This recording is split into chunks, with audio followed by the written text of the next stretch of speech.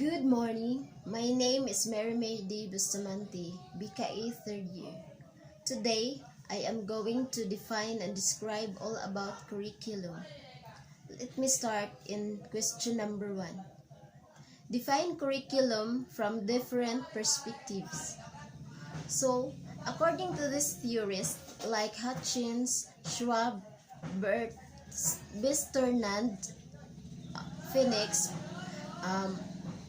from traditional view, curriculum can be defined as a field of study.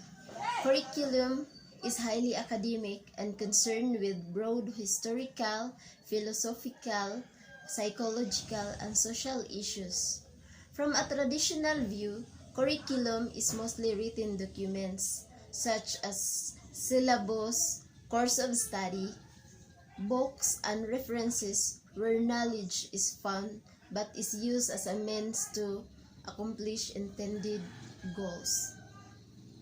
Now, let's have number 2. Describe the nature of scope of curriculum. The nature of curriculum is the total situation selected and organized by the institution and made available to the teacher to operate and to translate the ultimate aim of education into reality. And the scope of curriculum is the areas of development addressed. This includes plans and materials for learning at various levels of development. Since the nature of curriculum has given to many interpretations depending on a person's philosophical beliefs. So, let us put all of these interpretations in a summary.